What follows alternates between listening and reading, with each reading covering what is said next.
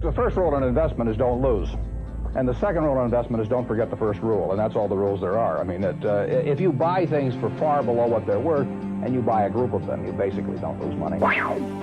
Hey guys, this is Sathya Narayanan from Adithya School of Business. So I'm here to give a presentation on Warren Buffett, his histories and what he have done in the past. So let's get into the video. Warren Buffett, known as Warren Buffett. So he was born in 1930, August 30th, right after the year of recession. Because of the recession, his father lost his job in the local market. So he started his own company on stock marketing and buying and selling of shares. This influenced Warren to start his own business, and get influenced by investments and business statistics. So at the age of 6, he started his first business as selling of Coca-Colas and gum in the neighborhood with the investments of his grandparents.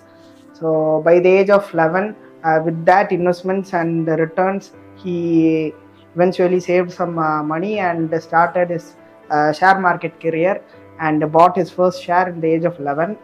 And by the age of 14, because of some business issues and some financial issues, their family has to move from Nebraska to Washington DC. In Washington DC, he worked for New York Times and as a newspaper delivery person. So by this, he and his friend got into a partnership and bought 2 pinball machines and placed in many popular spots like barber shops, casinos, and etc. This gave Warren to gain some money and start. At the age of 15, he eventually bought his first property in the homeland of Nebraska. Warren graduated his bachelor's in business administration in 1947. Also, this was paid off by the income gained by the farm he has bought in his 15th. So he also did a bachelor's in economy, also because of his father's influence. And in that, Warren met Benjamin Graham, who was his teacher and an investor. As Warren completed his bachelor's, so Graham also started his own business. So his firm, he asked Warren to work with him, and Graham was a hard person to work with. So because of some clashes, they split up, and Warren started his own firm in the age of 25 because of some financial issues. So and mismatched investments. So this firm was eventually dissolved, and he bought Berkshire Hathaway in 1965, a declining textile industry. So this was later converted into a holding company, which is useful for him to buy his further investments. So Warren bought huge shares in large companies like Coca-Cola, Apple, and American Express through Berkshire Hathaway.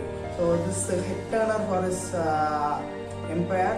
So this is still a working company, and in 1990 he started to invest in other companies like insurance companies, and bought many huge companies in that. So Warren's net worth is estimated more than $110 billion in in 2023, making him the 7th richest person in the world. So we can't judge a person by his looks and all. He was an introvert. He is not good at communication. So even although he has some issues, he rectified it. So making him the greatest person of all time. So thank you. Of having proven to yourself what you really could do with more skills, it's just remarkable. The test isn't whether you get the greatest business idea in the world the first time out. The test is whether you keep learning as you go along what your strengths are and what you can do for your customers, what you can bring especially to the party. And to do that, you need the education that you need, a genuine desire day in, day out to delight the customer.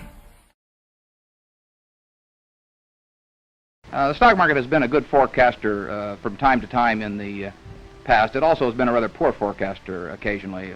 For example, the last 4 or 5 years, the stock market has been booming along and presumably forecasting better business, which has really not materialized. Corporate profits are not any better than they were 5 years ago, but stock prices are 50% higher or thereabouts. So maybe the stock market is really correcting a previous incorrect forecast this time rather than making a new correct one. Well, there was undoubtedly some forced selling the week when the stock market hit the news. The previous week, prices had declined about 6% for the week on average, and there was some stock that was forced upon the market both by margin calls from brokers and some that was forced out by improperly secured bank loans.